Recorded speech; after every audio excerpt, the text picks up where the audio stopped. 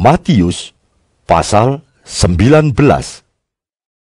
Setelah Yesus selesai dengan pengajarannya itu, berangkatlah ia dari Galilea dan tiba di daerah Yudea yang di seberang sungai Yordan. Orang banyak berbondong-bondong mengikuti dia, dan ia pun menyembuhkan mereka di sana. Maka datanglah orang-orang Farisi kepadanya untuk mencobai dia. Mereka bertanya, "Apakah diperbolehkan orang menceraikan istrinya dengan alasan apa saja?" Jawab Yesus, "Tidakkah kamu baca bahwa Ia yang menciptakan manusia sejak semula menjadikan mereka laki-laki dan perempuan?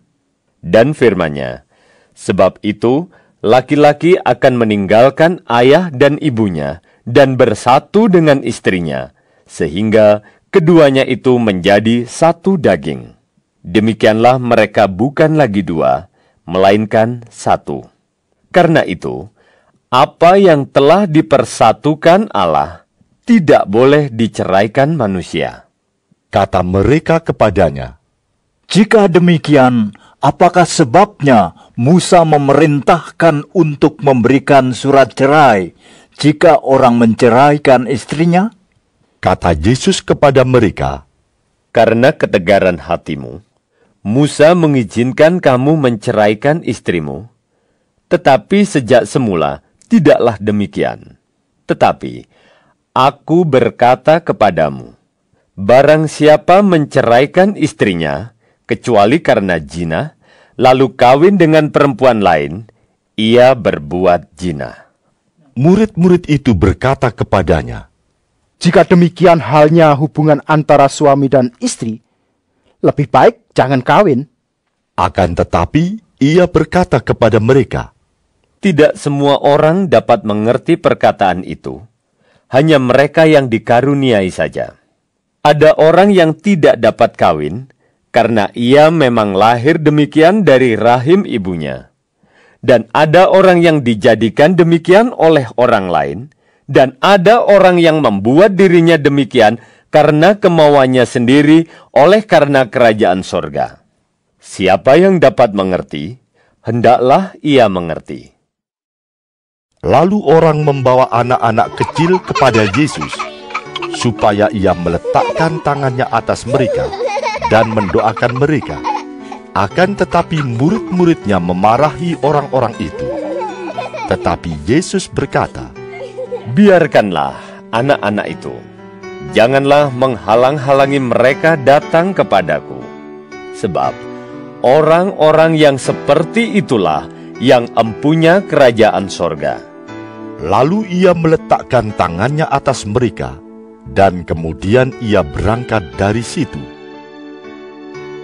Ada seorang datang kepada Yesus dan berkata, "Guru, perbuatan baik apakah yang harus kuperbuat untuk memperoleh hidup yang kekal?"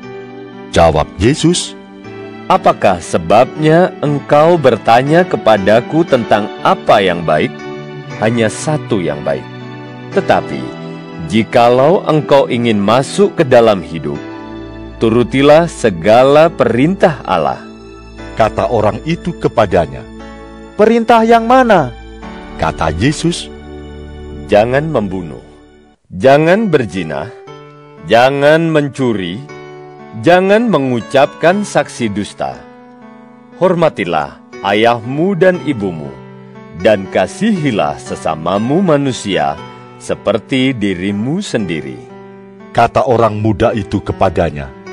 "Semuanya itu telah kuturuti, apalagi yang masih kurang?"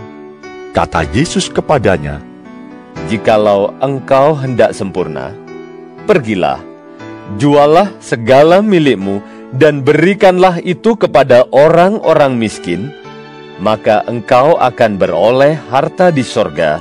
Kemudian datanglah kemari dan ikutlah aku. Ketika orang muda itu mendengar perkataan itu, pergilah ia dengan sedih, sebab banyak hartanya.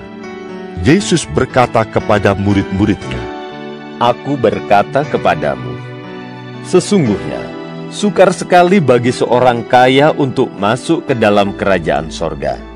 Sekali lagi, aku berkata kepadamu, lebih mudah seekor unta masuk melalui lubang jarum daripada seorang kaya masuk ke dalam kerajaan Allah.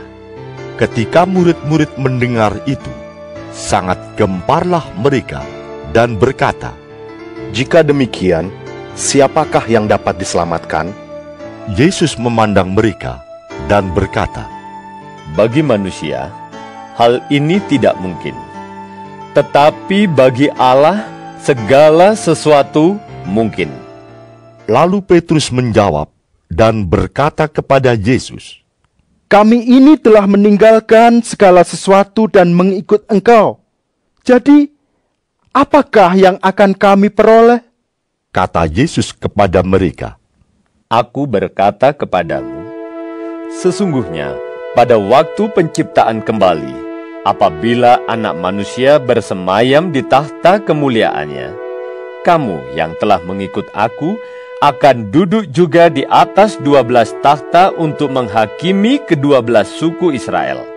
Dan setiap orang yang karena namaku meninggalkan rumahnya, saudaranya laki-laki atau saudaranya perempuan, bapa atau ibunya, anak-anak atau ladangnya, akan menerima kembali 100 kali lipat dan akan memperoleh hidup yang kekal. Tetapi banyak orang yang terdahulu akan menjadi yang terakhir, dan yang terakhir akan menjadi yang terdahulu.